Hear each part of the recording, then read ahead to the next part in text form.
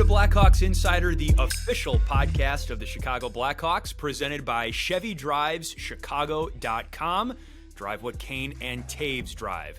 Another great episode for you today. We interview Assistant General Manager of the Blackhawks, Mark Eaton. Mark specializes in player and prospect development specifically, and with the Blackhawks prospect system, very good, getting better, and having a lot of representatives at the recently concluded World Junior Championships tournament. We get Mark's insight and input on the farm system as it currently stands. It's a prospect-heavy episode of the Blackhawks Insider podcast. You won't want to miss it. And welcome in. It is great to be with you, everybody. I'm Chris Vosters, joined by my co-hosts, Colby Cohen and Kaylee Chelios. How's it going, everybody? Great to be with you. Excited for another round of Blackhawks Insider podcast. Actually, guys, I need to remind our audience that an autographed Patrick Kane reverse retro jersey is on the table for our viewers. It's courtesy of ChevyDriveChicago.com. You can win an autographed Patrick Kane reverse retro jersey. The only thing you have to do is go to the website, ChevyDriveChicago.com, to enter, and you get a Patrick Kane reverse retro jersey. The Hawks, that is, are wearing their reverse retro jerseys for the final time on Thursday against the Colorado Avalanche, and picked up a win the last time they wore their reverse retro jerseys on Sunday against the Calgary Flames. So there's good juju around the reverse retros and good juju around this team right now as the Hawks have won back-to-back games for the first time since late October. Luke Richardson at practice has been talking about how good the vibes are in the locker room. He said one day that it was almost regrettable that he had to interrupt the buzzing that was going on in the locker room for a film session. That's how good the vibes are right now. And hey, when you win 2 games working as hard as this team has, you certainly understand it. But Colby, what do you think have been the keys to the last couple of wins for the Blackhawks? Well, I think we got to start with Lukas Reichel. I think he's come up after, opportunities last season, didn't make the team, was disappointed he didn't make the team, but the Blackhawks wanted to be patient, and you can see that patience really paying off because it's built confidence in Lukas and the way that he's playing at the NHL level. And I think him and Brett Seney have really, breathed some life and some excitement into the lineup. I think that you can feel the speed is just a little bit higher with those two players. And I think this is just a great lesson for all of us, really, of patience, and that development is not a straight line for hockey players. There really is no, perfect method. It's up, it's down, it's call up. It's play well for 2 or 3 weeks. Maybe you drop off a little bit, and then you end up having to go back down to the American League. And I just think that, this approach has worked with Lukas, and I'm just excited to watch him continue to grow and watch the effect that, he's been able to have on the team in kind of short order. And it doesn't mean that he's going to score 3 points every night. It doesn't mean he's going to be here the rest of the season. It just means that the path that Kyle Davidson and his staff, Mark Eaton and his, development team has Lukas on a good path. And it's exciting. I think fans are excited about it. I know that it's exciting being between the benches watching this youngster play. Kaylee, you and I are on the analyst side of things here with the Hawks and kind of like to, pick apart little things that are happening in the games. But for me, I think that, Lukas has brought a lot of excitement into this locker room and into the team. Yeah, I'm with you, Colby. I think a little injection of youth with Reichel, not yet 21 years old, playing on that top line. All of his teammates had nothing but great things to say about him after the game, and I thought watching him in Calgary was the first time I thought every shift he was out there, you could pull clips of little things he was doing right, and it wasn't necessarily in the offensive zone. It was all the little plays away from the puck, being a more complete player, that 200-foot game that Kyle Davidson has talked about wanting to see from him. I noticed it all game from him, which I thought was huge in terms of, as you talked about, Colby, the development process not being a straight line. So last season, Reichel got a little taste of NHL action, and they kind of left him wanting more. He didn't make the team, like you said, out of training camp. Then Kyle brings him up to play against the New Jersey Devils and wants to give him, he said, a little taste of that speed and see if he can possess the puck more against a team like the Devils. He did do that more, and they were really impressed with him. Now he comes up and he plays in back-to-back games against Arizona, but then Calgary, this tight checking team that's big. They play a heavier game.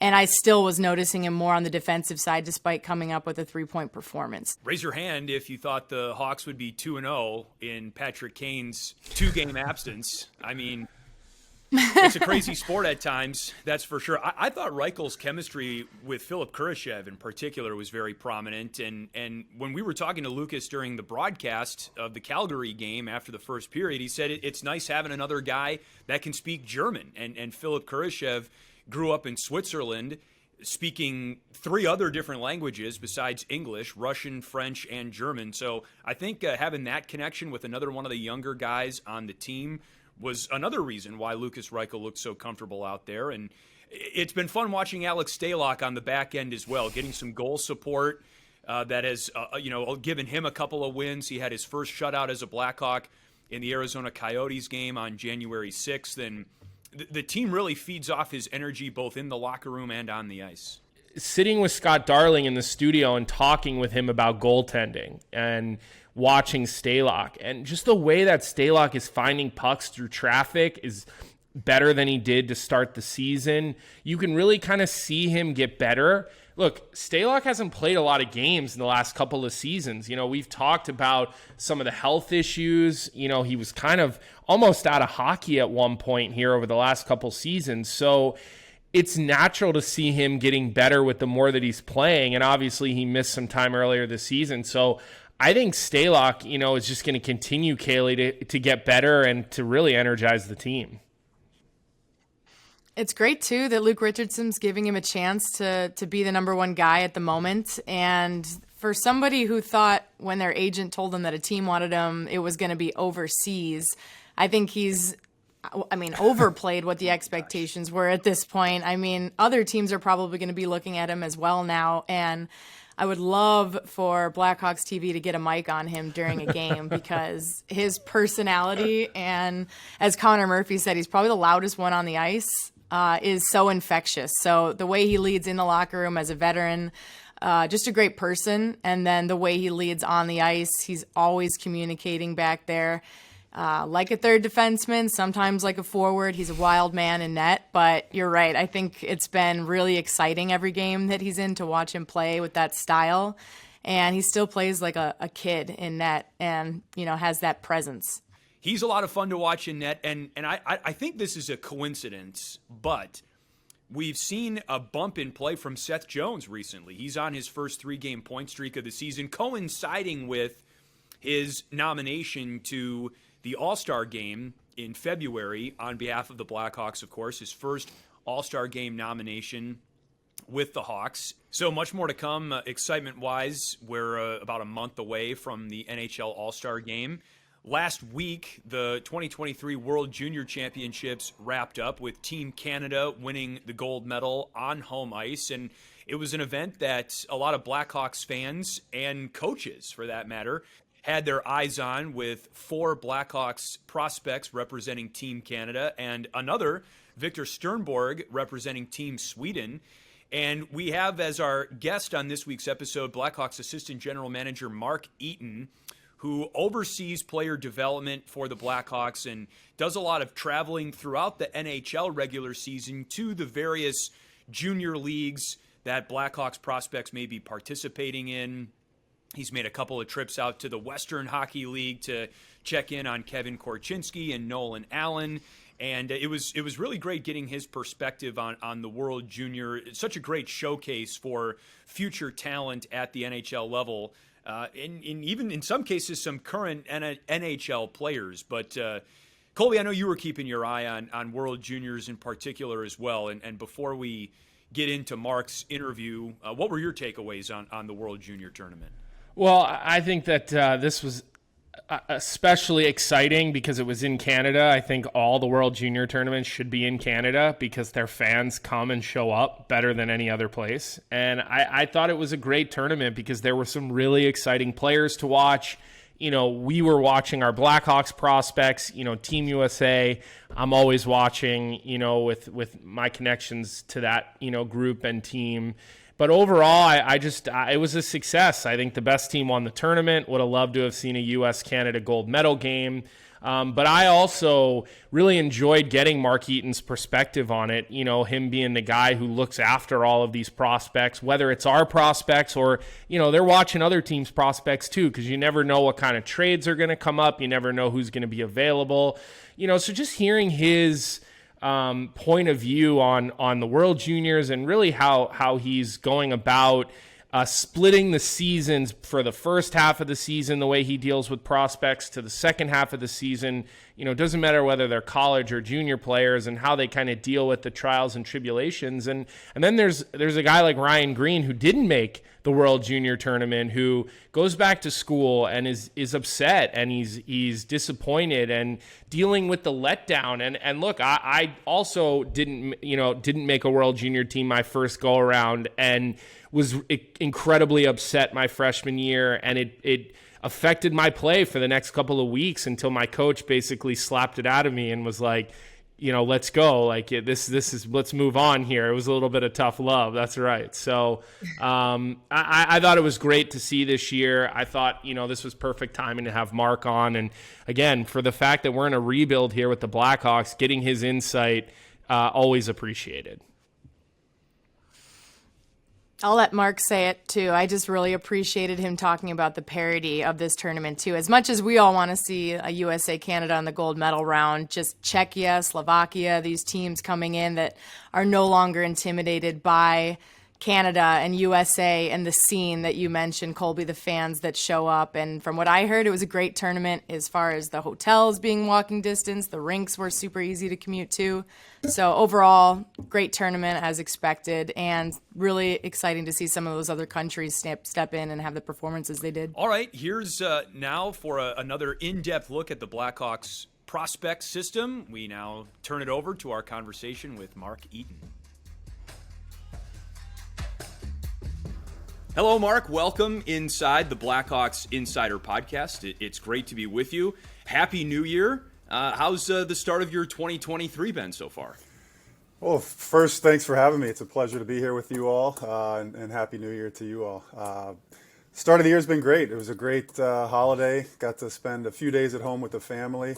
Enjoyed that time, and always fun to get right back at it in the new year to watch the World Juniors progress. So it's a great start to the year thus far. Life as an assistant general manager, especially one that oversees player development such as you do, there's a lot of travel involved. And we know that you've been out in Canada, in New Brunswick, for the World Junior Championships, and some Blackhawk prospects have been playing really well. We've been keeping our eye very eagerly on how things have been going for World Juniors. What's your assessment been of the Blackhawks prospects for Team Canada and a few other prospects out there for other World Junior teams? Well, I think first and foremost, just the group as a whole, looking at it from our lens in player development, it's a dream scenario for us. I mean, there's experiences are the most important thing for these young players and their development, and for these guys, especially the Canadian guys, the four that we have on the team, for them to experience probably the highest of pressure situations that you could be introduced to at the junior level. They're experiencing right now, playing on home soil, the biggest junior tournament in the world, and they've handled themselves well. So it provides them an opportunity to find out a lot about themselves, find out how they react in high pressure situations, and we've been happy with their tournaments as a whole. And then can't forget Victor as well over there on the Sweden team. He had a great tournament. Scored a big goal against Finland in the quarterfinals, shorthander to get Sweden to the semis. So again, him captaining that team, great experience for him. And Ethan as well, assistant captain on Team Canada, playing a big role. So it's the experience that these guys are getting is something that I think they'll be able to draw from throughout their entire pro career. Because, you know, when you're playing in Game 7s in the Stanley Cup Finals, you know, for the first time, you try to search for anything that you can relate it to, and I would say this is as close as it'll come for these guys. Mark, when you look at the players' development, how this tournament impacts that, and you mentioned just how high pressure it is, especially the scene in Canada. Like, how do you? What's the conversation like with someone like Kevin Korchinski, who's in his first World Juniors, and looking at these kids who probably think they see scouts, general managers, staff, and they want to perform to the best of their ability, but maybe the stakes can get high and it can be difficult to contain your emotions. What do you see from young players like that and their development over the course of 2 or 3 World Juniors? And Bedard seems to be the exception with how well he's performing under pressure in just his second. Right. Yeah, I think for starters, we kind of stay out of the moment. We'll let them go through World Juniors without saying a word to them. Let them experience that 100% with their team, their families, and then kind of just do a bit of a debrief afterwards. And you mentioned Kevin. Just have the conversations with him, get his take. What was his experience like? What does he take away from that? Good chance he'll be a leader on this team next year for Team Canada. So what can he take from his experience this year and take that into next year? And then get into their play, ask them how they thought they played, how they handled those pressure situations, and, make note of it. And if it's certain areas that warrant revisiting as the rest of this season progresses and their careers progress, then, we have that kind of baseline from that initial conversation. Well, it's interesting that you talk about kind of the after effects of this tournament. And, I've said a couple of times, this is really a 19-year-old tournament. And when you make it as an 18-year-old, Bedard being the exception, normally you kind of have to play in a secondary role, even if you're a guy used to playing big minutes. So, the rest of the season and looking forward, obviously, at Kevin Korchinski, Ethan Del Mastro, really any of these guys, Nolan Allen, and whoever our prospects could end up potentially being come this summer. What does a day in the life look like for you, Mark, when you're working with these guys that aren't in Rockford? Are you traveling out to Seattle to spend time with these guys and maybe have lunch with them or look at film? Are you talking with their coaches? Like, where do you really slot in as, our head of development and assistant general manager in the growth process for these, young studly prospects that we have on this Canadian World Junior team? Yes. No. So it's yes to everything that you mentioned in your question. So it's I think talking with my staff like Eric Condra, Kendall Coyne, the first half of the season we like to watch a lot of hockey with these guys. We'll get out to lunch with them or get out to dinner, talk to their coaches. But I think in the second half it's more of the building off of the first half on the positives, building on that.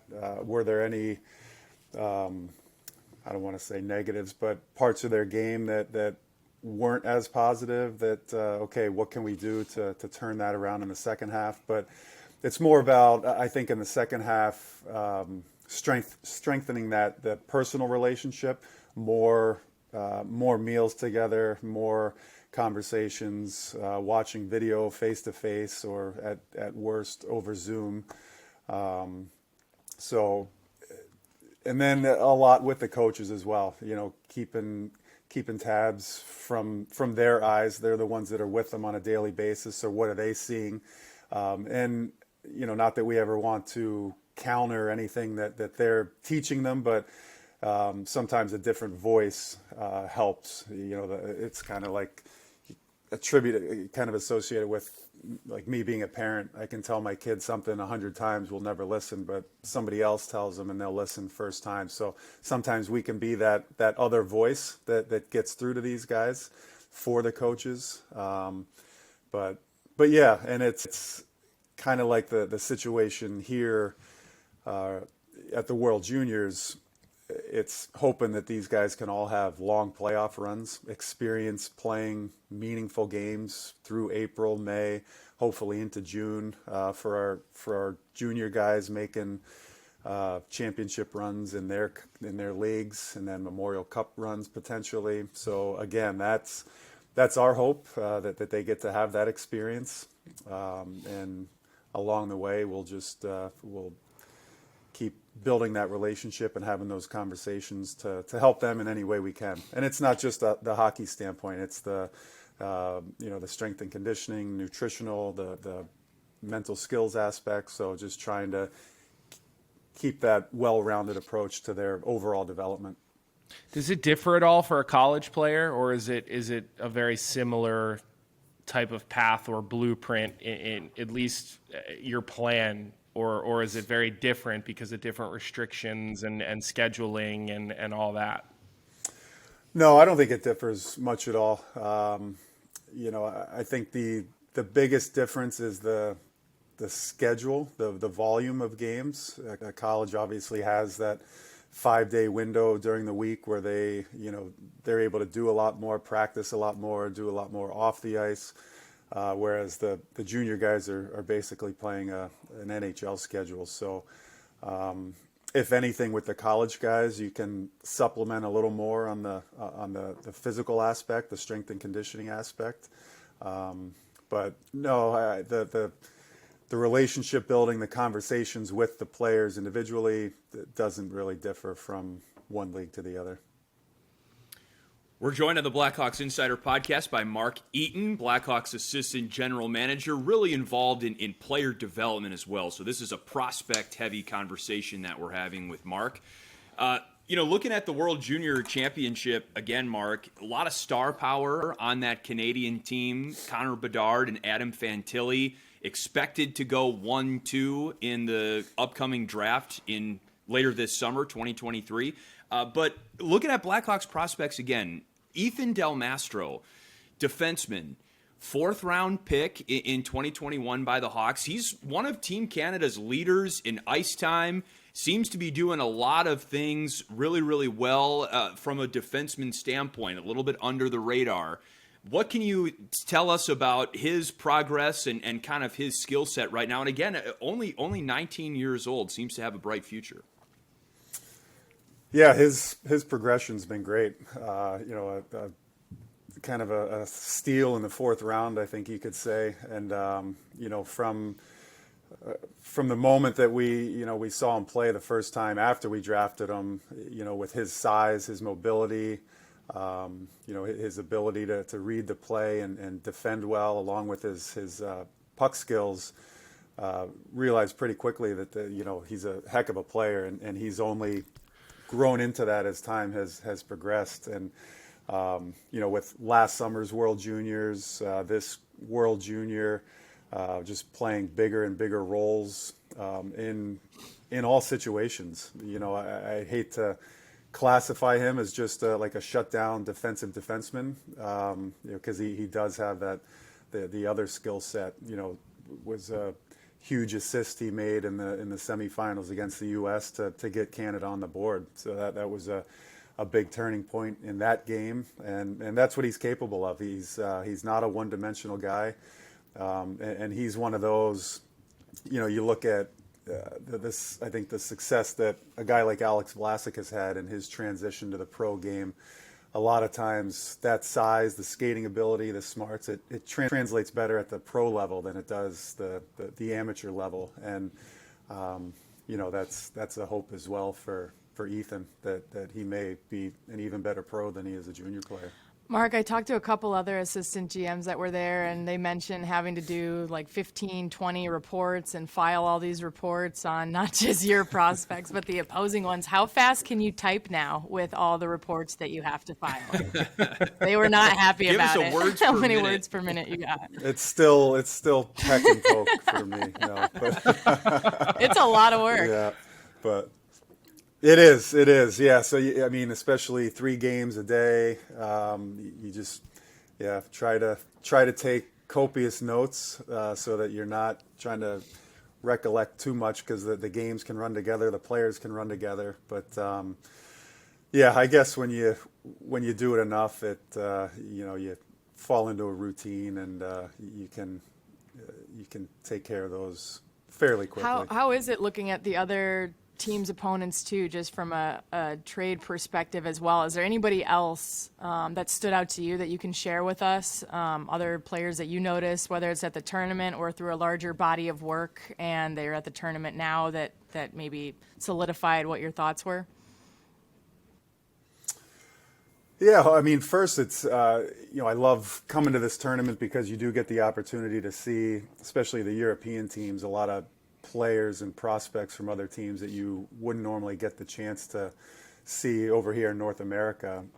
So, I won't say any specific names, but, there's like a lot of first rounders from the last couple years that jump out. I've seen them a lot on video, but to see them in person for the first time, it's okay. You thought they were good, but when you see them in person, they're like, wow, even better.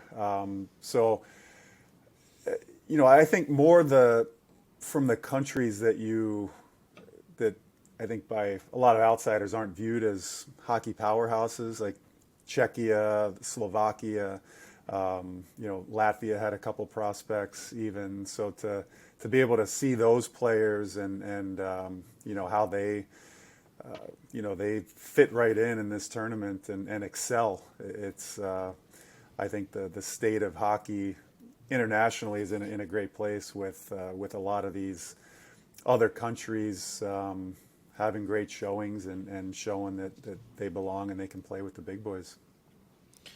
Well, it's pretty interesting to hear you talking about the World Junior Tournament in particular. Obviously, we have a number of prospects there, and then there's a number of draft-eligible players there that could very well find themselves, hearing their name called by Gary Bettman when Kyle and company are standing up at the podium here, in 6 months or however far we are out from the draft. But, I'm sure we could sit here and pepper you with these prospect questions all day, but, I kind of want to talk a little bit about you too. I mean, you were a guy that I saw play for the Flyers when I was, a young hockey player and was in my fandom. And I know you grew up in the, Philly area and in Wilmington, Delaware. And you told us that you were a Penguins fan growing up, but your first team is the Philadelphia Phantoms, and Philadelphia Flyers is where you get your start from. And I'm just wondering, when you're a young hockey player and you're going through this and you had your 1 year at Notre Dame, did you see yourself down the road getting involved in management? Did you think maybe you'd be a coach? Because the reality is you became a general manager quickly. You obviously impressed enough people from the time I ran into you on that airplane those years ago, and just recognized you when I was doing, I don't even remember what, to now, and you're holding this incredibly important role and job for the Blackhawks. So was this always part of the plan for you? Did this just kind of come about? I mean, it's always interesting to hear what people thought they were going to do versus what they actually end up doing. Yeah, I mean, that's a good question. To be honest, starting my pro career whenever it was, 99, I think. 98. Yeah. At that point, you're just trying to establish yourself, make it a career. And then even as my career progressed and I, was playing into the 11s and 12s, was still just trying to eke out every game I could, every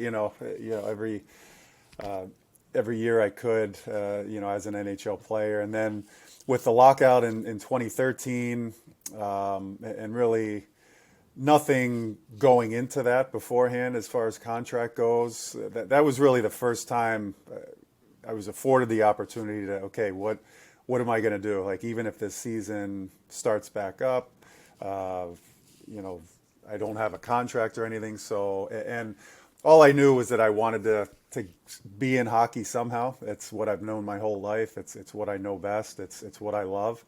but didn't really know what that avenue was. But then was fortunate enough to be able to finish the season with Pittsburgh that year. And I remember Todd Reardon at the time. He was the coach. He coached the D, and there was some young D on the team at that time, Simone Dupre, Robert Bertuzzo, who's playing for St. Louis still, and he kind of put it on me. He's like, use this as an opportunity. Obviously, help us any way you can on the ice, but whether it's in development after you're done playing or coaching, you can kind of use this as a tryout and an experience to work with our young D, take them under your wing, mentor them, and kind of show them what it means to be a pro. So that was kind of my first introduction into player development. I was still playing at the time, but was able to take that experience and when I got the job in Chicago and just kind of hit the ground running with that, so to speak. Well, I'm glad you brought up Robert Bortuzzo, because now I'm going to have to check in with him and just ask him if he has any good Reg Dunlop stories for us player coach Mark Eaton back there at the end of his career. So next time you have you on the podcast, I'll have an update. It was more keeping them out of trouble. I was the old guy staying at the hotel right there next to was it PPG Paints Arena, just keeping them out of trouble, keeping those 19, 20-year-olds out of trouble. So, yeah, Mark, I kind of got distracted just looking at the 2008-2009 Pittsburgh Penguins team that you were on, and of course won the Stanley Cup with. And I mean, Malkin and Crosby, 21 and 22 at the time. They both had over 100 points that season. You had a great run in that Stanley Cup playoff specifically, 7 points, 4 goals in that Stanley Cup run. What do you remember about playing with that core, Malkin and Crosby and Chris Letang? I mean, those guys are still going strong. Yeah, obviously fond memories. Just love every one of those guys on that team. You mentioned the two big boys there, and Sid and Gino. But I think a key piece there was the trade we made for Billy Guerin that year. He brought the personality into the locker room and the seriousness that was Sid as a kid. Helped keep him loose and let him do his thing. And just it was funny. I mean, you see it a lot. I mean, you saw it with St. Louis when they won in 2018, was it? We were, I think, in 10th place mid to end of February, and just got hot and really just kept getting better every game. Sounds cliche, but squeaked out the Philly series in the first round, got better there. The 7-game series against Washington, and you could just sense our confidence building and building. I mean, went to the finals the year before and lost, so I think that was on our minds. Like, A, let's get back there, and then B, when we do, let's not have that feeling again. It was an awful feeling, something you don't want to have to go through again, and which we're able to put it all together. So, and the one thing I realized, I think the most in going through that year is, luck's the wrong term, but I mean, to win a Stanley Cup, some of the bounces that you need to have go your way in your quest is, I mean, I look at I think it was Game 3 against Washington at home. We were already down 2-0. It was in overtime. Chris Letang scores a goal off the faceoff, went off 2 shin pads into the net, and it's a 2-1 series. If Washington gets that next goal, they get a bounce. It's 3-0, and we're probably out in the second round. So I feel like I remember that goal. Yeah, some of the things that you need to have go your way, it's amazing when you think back on it and say, okay, wow, if that happened to go the other way, we're probably out in the second round. So what do you make of a team like St. Louis who, like you said, I think they were maybe at one point dead last going into the Christmas break. There was that viral video of two of their players fighting at practice. Bortuzzo. That's his guy that he mentioned. Your Yeah, buddy Bortuzzo. Bortuzzo. Yeah, that's keep what him I in taught line, him. Mark? That's what I taught him. Did you give him a phone call? Hardly. Are there, Colorado and Tampa, you knew that they were, contenders and that they'd had this window and they were going to be maybe the team to beat. But St. Louis, people didn't see coming. What do you make of the way they came together and, what it takes and maybe any parallels you can see even in this rebuild for the Blackhawks, how you can come together as a group and play a second stretch of the season because it's such a long season, as you know, and be able to do that? Mm-hmm. Are there any teams now, too, that you think might be similar to St. Louis in that sense right now? Yeah, that's a good question. But I think the first part of your question with kind of where St. Louis was, and you talk about it a lot, like constructing a team. It's almost like you need two identities. You need your regular season team, and then you need your playoff team. And I think like St. Louis that year from the start of the season was built as a playoff team, and sometimes that heavy team. I don't want to say less skilled when you compare them to teams like Tampa or Colorado. It takes the long season to allow them to get up to speed. A big heavy team like that, when you're in game 40, 50, 60, 70, they're still feeling strong, playing at their normal speed, where other teams that aren't constructed that way may start to tire a bit and come back to earth, so to speak, and that's when they kind of made their run, and I don't know, did they squeak into the playoffs that year, or they got into the playoffs and then just never looked back. That heavy style just allowed them to roll through teams in the playoffs. You saw it with Tampa when they were swept by Columbus. I think they learned a huge lesson there that the success you have in the regular season doesn't automatically translate to the postseason. So they made some tweaks. The players that returned, obviously their core learned from that. And you hear the cliche in hockey, sometimes you have to learn how to lose before you learn how to win. And that was evident with Tampa that following year after they lost to Columbus. I don't have anybody for you for this year so far. I've spent so much time with our prospects. I watched less of the NHL, so I don't have that good feel.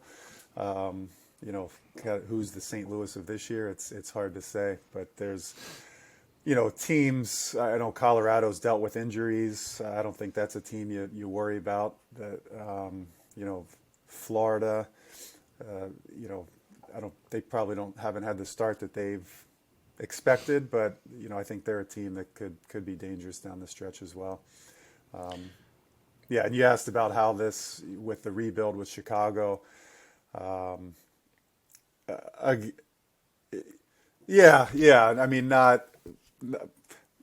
Not saying necessarily this year, but there will come a time when Chicago's in that situation where maybe they're not in the position they want to be come December, January, February, but there's a lot of examples over the last 5 years to a decade where that it doesn't matter. You can always make a run, and just getting into the playoffs is the first step, and then anything can happen from there.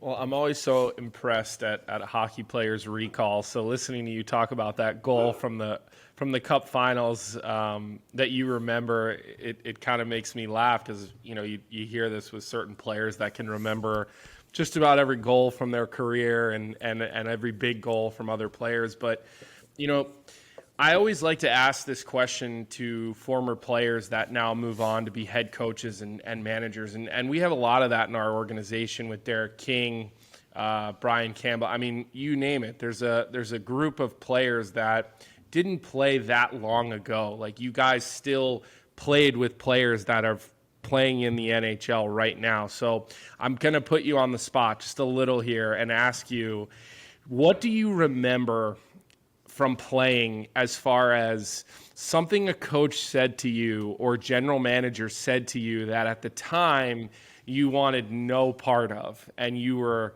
rolling your eyes at, you were biting your tongue, whatever your vice may have been, that you now hear yourself saying to a prospect, maybe it registered all these years later?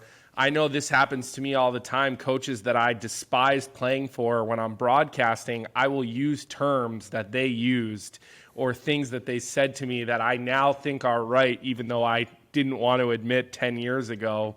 Do you have one maybe that maybe makes you laugh or makes you cringe maybe a little bit when you're dealing with our young guys? I don't think anything specific, no specific phrase or term, but it's just funny. I feel like everything that we do in player development is what we wish we knew more about, or tools that we wish we had when we were young players trying to make it. I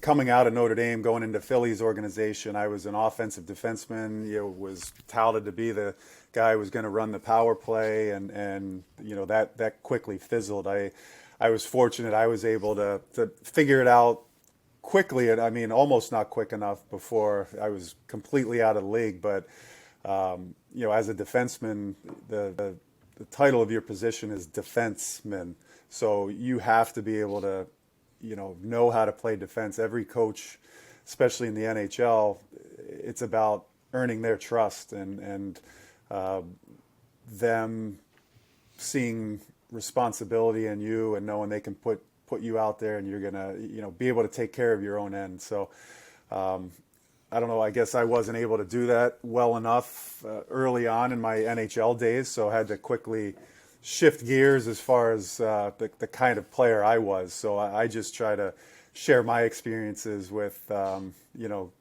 guys when we draft them that are more offensive minded or offensive oriented, to they have skills that I couldn't have dreamed of, and let them use them and make sure that you never take away their creativity, but help them realize that it's defense first. You got to take care of your own end, and then let the offense build off of that. So just more of that general concept is kind of my takeaway, because I laugh and a lot with the nutrition aspect too. I told the story recently about starting my career in Philadelphia, and Colby, like pizza and cheesesteaks, they're phenomenal there. So it was every day after practice with the Phantoms, it was cheesesteak for lunch, maybe slice of pizza, and then you mature your second year and you switch to chicken cheesesteaks instead of just regular cheesesteaks. But no fried onions. Yeah.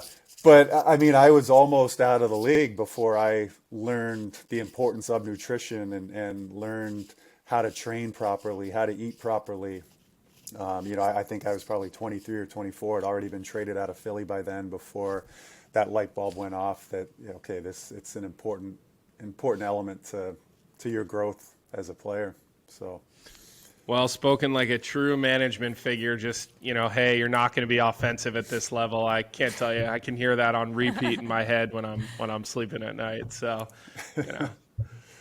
But there are guys that will be. Like, I mean, you see Kevin.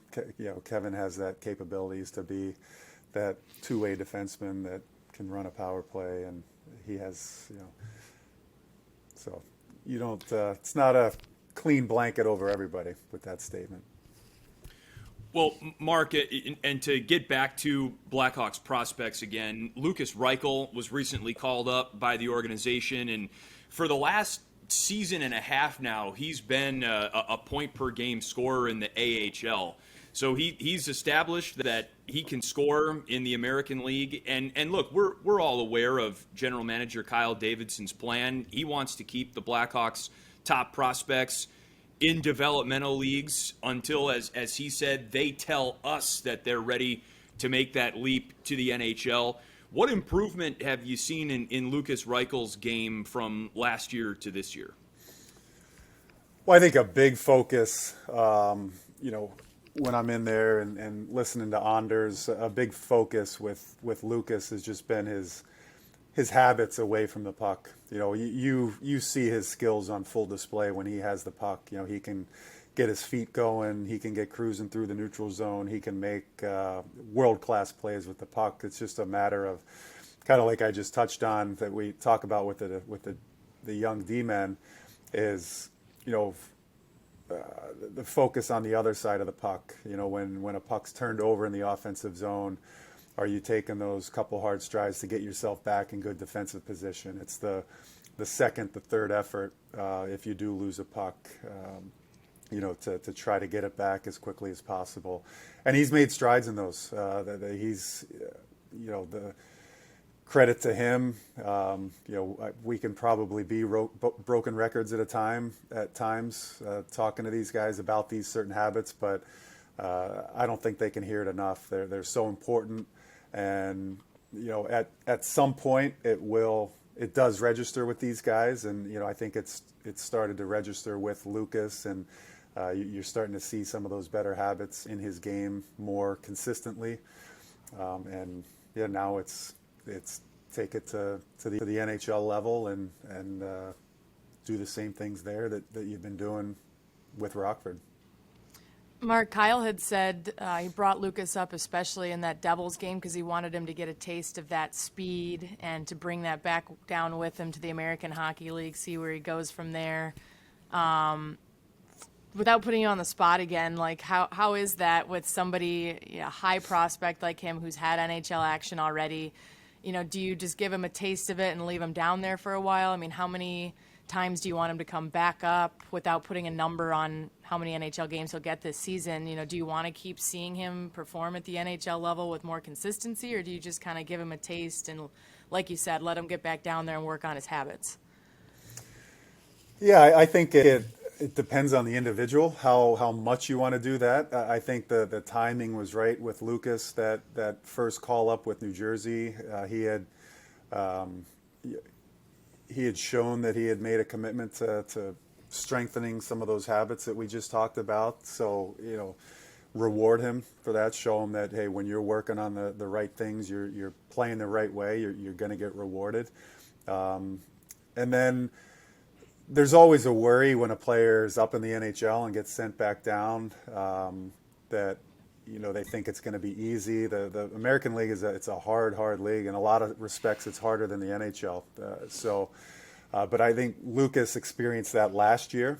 He had kind of gone through some of those growing pains when he came down from Chicago last year. And again, it's one of those things you can tell the guys till you're blue in the face, but they have to experience it for themselves, that they, for whatever reason, they all think it's going to be easy when they come back down. Hey, I was just playing in the NHL. Now I'm playing in the minors, so I'll just be able to show up and make an impact, but it doesn't work that way. So I think Lucas learned that last year, you know, and I think when he came back down from his first stint this year, he was re-energized. I think that NHL game, you know, helped with his confidence and energy level, and he brought that back to Rockford right away when he got there. So, and here he is being rewarded again. So, yeah, I don't think you want, you know, 10, 12 times a year, up and down. That's hard for a prospect, but I think the timing thus far with Lucas, with his recalls, has been spot on. Mark, last one from me, but speaking of words of wisdom, your father, Kyle, you've known for a long time, especially when he was very young, but he just welcomed his first kid. Do you have any words of wisdom for him, or have you got to caught up yet? And he's going to approach his second trade deadline with a newborn. I talked to him a couple years ago and just congratulated him, and you know, said welcome to the wonderful world of fatherhood. There's nothing like it. Your life will never be the same, for the good. And it was, I remember I had my first child while I was playing, and you hear stories about it, that guys' careers kind of take off after they have a kid. And, you know, I think when I had my first child, I wouldn't say I was an established NHLer by any means, but it just helps put things in perspective, you know. So for him to have that now be holding that little girl, and not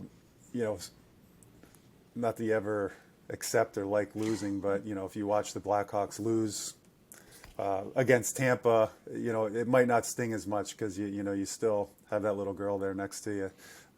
So it just the perspective of it all, and it's no real words of advice, just congratulatory and enjoy it. There's nothing better. Well, I know for a fact that Willa is Kyle's daughter's name, and she's probably already seen about 30 hockey games on TV, and she's only been alive for about a week now. And by the time she's 3, she'll probably be an assistant general manager, having seen enough hockey with Kyle, because Kyle watches more hockey than anybody I've ever met in my entire life. So I think we'll see. They make good scouts. I'll take my daughters to college games with me every once in a while, and I won't even tell them other prospects, people I'm looking at, and they'll point them out by the second period. Dad, so and so, really good skater. So they have good eyes. They have good eyes. I love that. I love to hear that. Careful, Mark. You could be grooming your replacement. Happily, right? Yeah, absolutely. Well, this is a good note to wrap on, Mark. Thank you so much for doing this. Again, you're in a hotel room, in player development. Your life is on the road a lot, and we really appreciate the check-in, and especially as this process continues for the Blackhawks, we'd love to have you on again. We really appreciate your insight. Pleasure was mine. I appreciate chatting with you guys for a bit. It was fun. Our thanks once again to Blackhawks Assistant General Manager Mark Eaton. Certainly looking forward to checking in with him again, either later this season or certainly at Prospect Camp come July, after what will certainly be a very exciting draft for the Blackhawks after this current NHL season comes to a close. All right, let's get into Sellies and Chirps. You know the drill by now, but in case you're a first-time listener or viewer, the three of us bring a discussion topic to the table, to our co-hosts, and invite either a celebration or a chirp.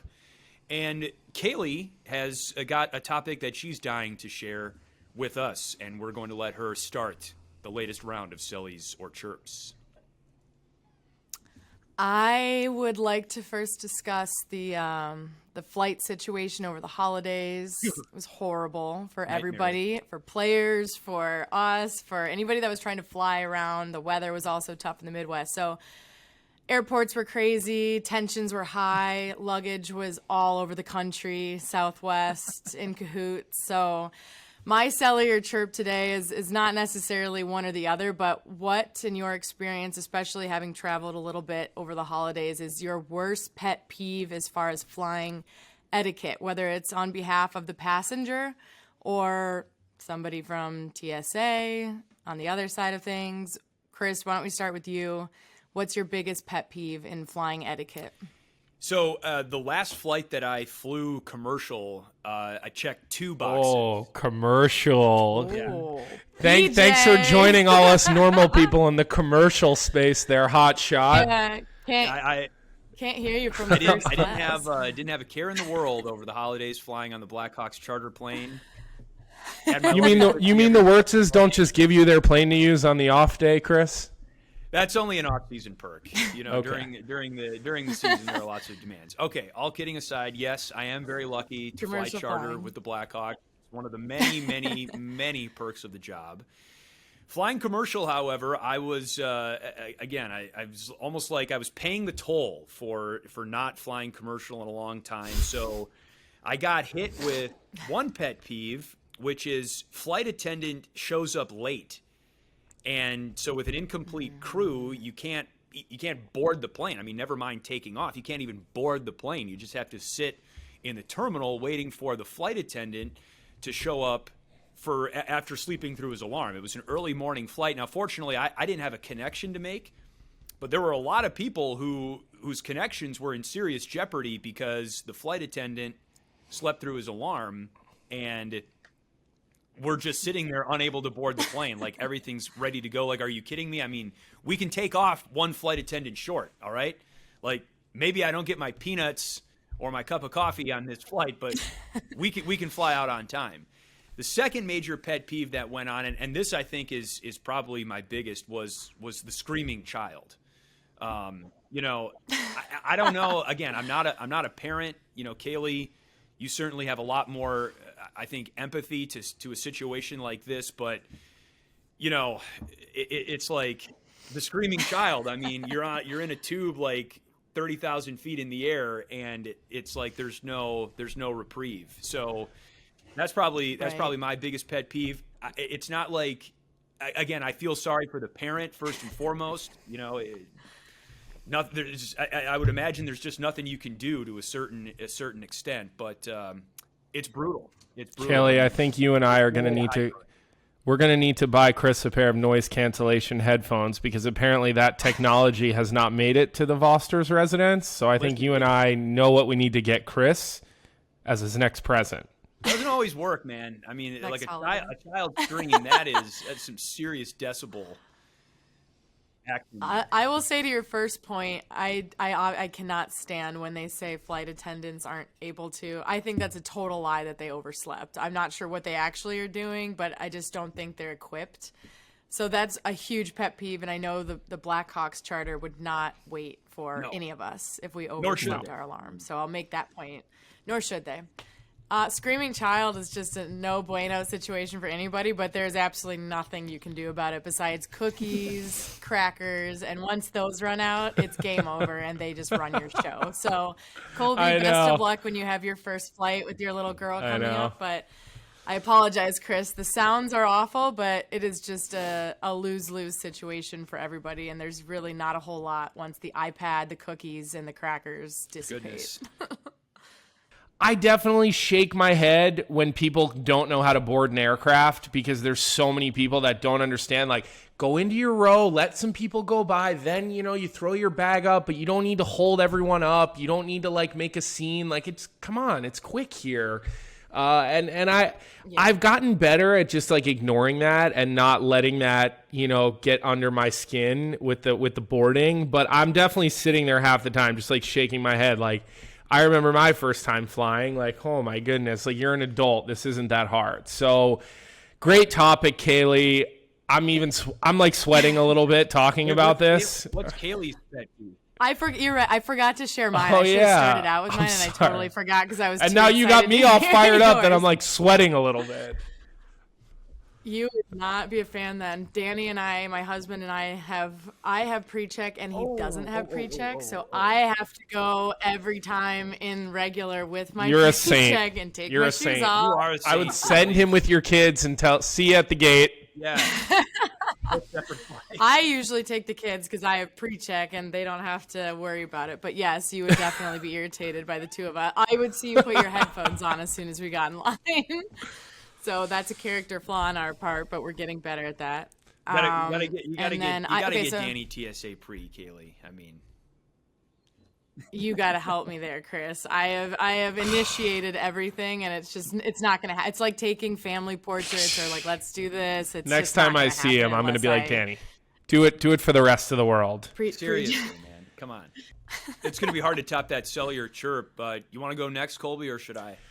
Yeah, I think I could jump in next because a lot of the Blackhawks players have recently been talking about what their favorite restaurant is. And a number of these guys said Gibson's Italia. And I just thought that was ironic because I just had my first Gibson's Italia experience probably in the last couple of weeks.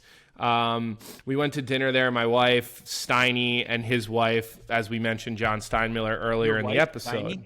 My wife and Steiny and his wife, Kate. Okay. Thank you for that, Chris. Steiny. Yes, I appreciate the clarification there. He does have great hair, but anyways. And we did not have a great experience. It was my first time there. We actually ran into one of the players there who was dining with some buddies of his from out of town, so it's obviously a hot spot for them, but first off, we got sat at a table by basically the back door. I mean, you might as well have just sat us in the bathroom. So right away, I'm like, my antennas are up. And I'm like, why are you putting us why are you burying us in the back of the restaurant? I mean, Steiny with that beautiful head of hair, you'd think they'd want him at like the front of the restaurant so people could see him.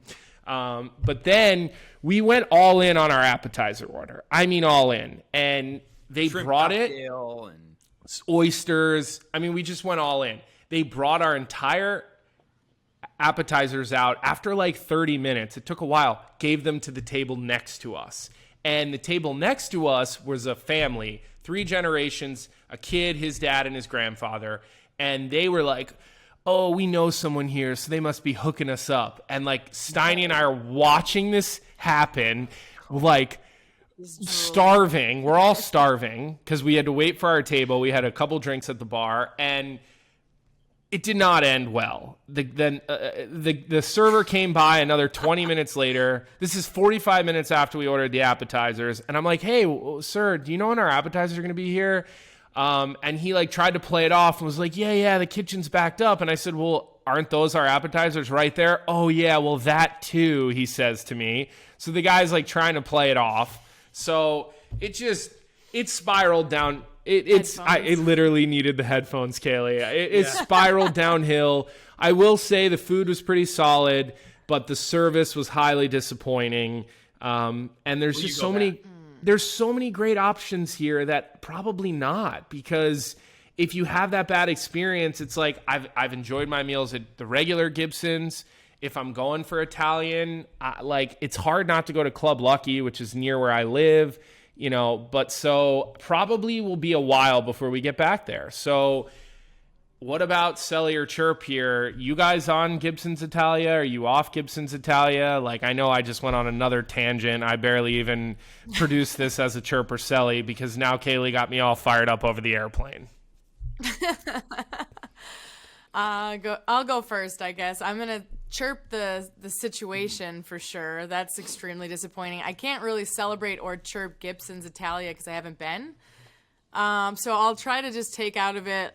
You had the right idea, though, I think. And when you invite family or friends into town, I do think Italian is the universal go-to for like a restaurant to bring somebody, because I think I've made a few mistakes this year going to trendy places that offer a limited menu of food or like seafood, and somebody's that I didn't realize is not into it. So I'll just celebrate Italian food with the fam and friends is always a yes, especially visiting into town, but chirping your unfortunate situations that I'm sure you would have loved to have. I thought you would have been celebrating Colby's second meltdown of the episode. I thought that you would have celebrated that. Yeah, there you go.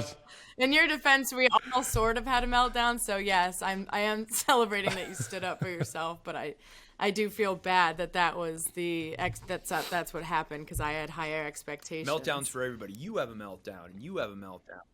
I'm gonna chirp 100%. Gibson's Italia. Look, I just think that I haven't talked to anybody who actually lives in Chicago that goes there or like includes Gibson's Italia or Gibson's Steakhouse for that matter in their regular restaurant Rolodex. To me, it's the typical place where you go when you're visiting and staying in the city, or where you take someone who's in from out of town. My cellular chirp has to do with the number 1 pick in the draft. And the Chicago Bears just earned the number 1 pick in the NFL draft for April of 2023. Somewhat surprisingly, going into the final week of the NFL regular season, the Houston Texans were in position to earn, if you will, the number 1 overall pick. Houston Texans, up until yesterday, were coached by former Bears head coach Lovie Smith. And in an unexpected turn of events, the Texans won their last game of the regular season, knowing full well that all they needed to do was lose to secure the number 1 pick in the upcoming draft. They won, and the Bears find themselves with the number 1 pick in April's draft. So, are we celebrating or chirping that? I mean, the number 1, obviously there are a lot of mock drafts out there, and there certainly will be in the days and weeks to come, but the one of the number 1 picks projected in the upcoming draft is a quarterback, Alabama's most recent starting quarterback, Bryce Young. The Bears for all intents and purposes, have a quarterback of the future. So they don't need to draft a quarterback at number 1 overall, you would think. So are we celebrating or chirping the number 1 pick in the draft for the Bears? And I guess to get a little bit deeper, do you trade the number 1 pick if you're the Bears? Do you, take the best prospect available, even if it's a quarterback, if you hang on to the number 1 pick? What do we sort of feel about number 1 draft picks in general? Is it a blessing or a curse? What do you think? I will say, the GM for the Bears had said that they're going with Fields and that he'd have to be absolutely blown out of the water for them to decide to take a quarterback with that pick. So from that standpoint, I think looking like, obviously I do a lot more work with NHL specifically. You do a lot more around other sports too, Chris, and have called and analyzed other sports, you too, Colby. So I don't know just how much the NFL and the NHL differ in terms of the parity or how much, number 1 picks mean to an individual team in that sport. For hockey, I think there's a big drop-off when you get to a certain point between 1 and 32 and even 1 and 11. And every year it differentiates. So this year, Bedard, is a franchise-changing player. That wasn't necessarily the case last year in the draft. So I would say in the NFL, I would celebrate keeping that number 1 pick, especially since they already have their since they already have their quarterback, I should say, in Fields. I like celebrating number 1 picks and evaluating this draft class. I'd have to do my homework a little bit, but I think that it would do well to build and address another position that they need to address with that high of a pick. I celebrate it because it gives you leverage. And I think sports is all about leverage, and I think you get the first overall pick, you might be able to turn it into, 2 picks somewhere between, let's say, number 3 and number 10 or something like that. And especially with the NFL, it seems like more of these quarterbacks that they take in the first couple picks than not don't work out. They put them on teams that are bad. They don't have people well blocking for them. Look at the kid in New York right now, Zach Wilson. That whole thing has become a total dumpster fire. I just feel like in the history, at least of me watching the Eagles drafts as a kid and stuff, they've just had more success when they've drafted defensive players in those early first-round picks because those players seem to have longer, more impactful careers. Obviously going back to like Donovan McNabb, who eventually made his way here even to play, I think, right? Or he's from here. There's some connection from McNabb here in Chicago. But I celebrate it. I think that, again, for any general manager, I think that just having the leverage of having the number 1 overall pick gives you options. And I think for GMs, options are king.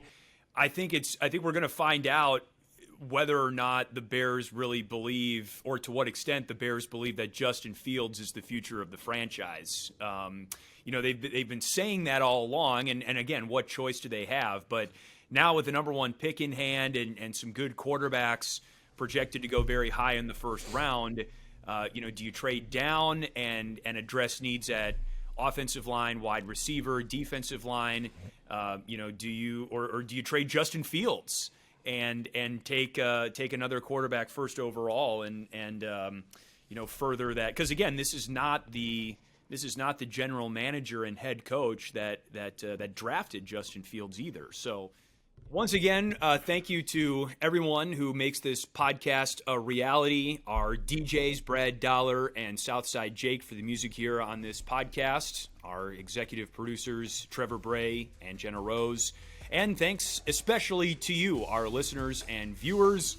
Again, plenty more content is available at Blackhawks.com. There was a new content day this week involving Blackhawks players. Jake McCabe took over Twitter, so there's going to be some interesting stuff floating around on the interwebs, and make sure you start at Blackhawks.com if you're looking for the latest Blackhawks content. The World Wide Web. The World Wide Web. I love interweb. On that note, for Colby and Kaylee, I'm Chris. Thanks so much for tuning in, and we'll talk to you next time on the Blackhawks Insider Podcast.